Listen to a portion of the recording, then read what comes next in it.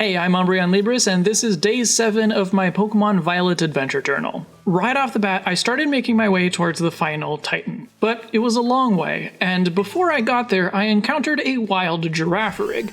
Now, I really wanted to catch this Girafarig, because Girafarig is a Pokemon that I like, and I know that it evolves, but I don't know what it evolves into. So even though my team was at a significant level disadvantage, I tried to catch it, and in the process, my entire team was demolished. So this really highlighted to me that I needed to take some time to get these last few stragglers to a more decent level before I move on. And in the process, I got a ton of new evolutions. My Tinkatink evolved into a Tinkatuff, and when I first found this Pokemon, my first thought was to call it Troll, but ultimately I decided that the resemblance wasn't really there. Well, now it is.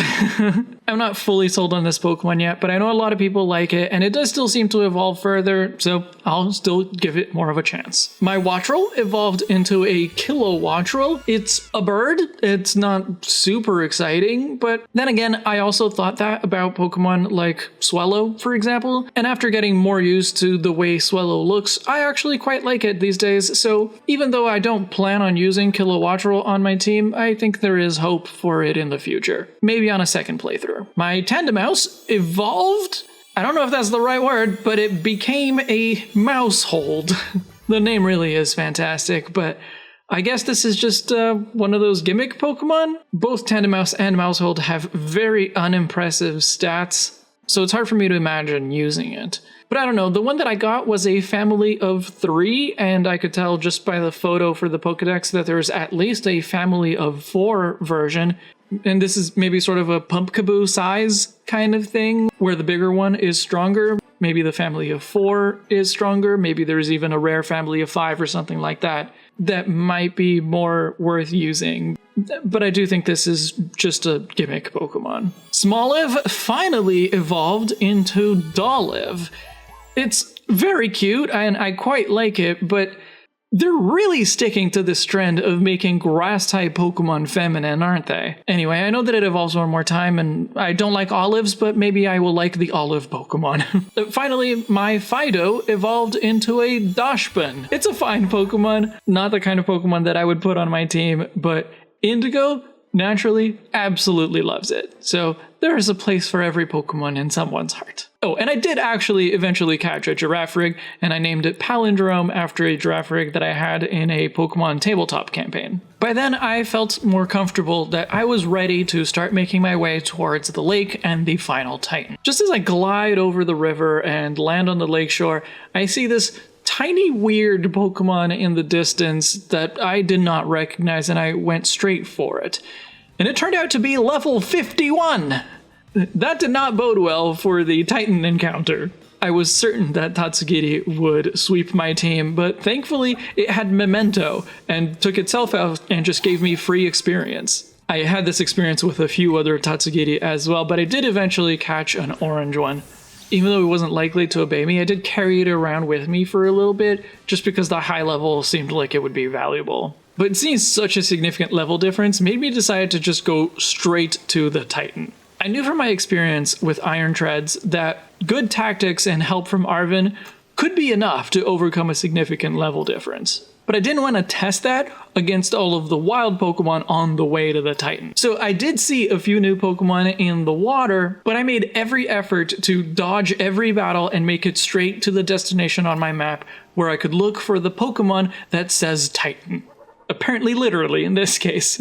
Dondozo breaks away from the Mario enemy aesthetic of many of the other Titans to instead be a Zelda enemy.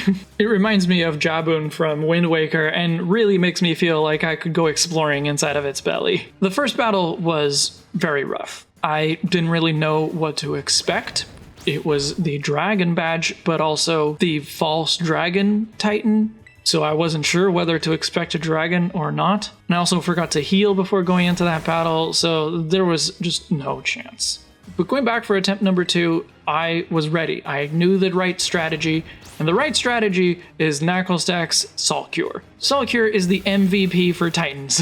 It made Phase 1 go super smoothly. For Phase 2 though, I spent a really long time, way too long, just looking for the location.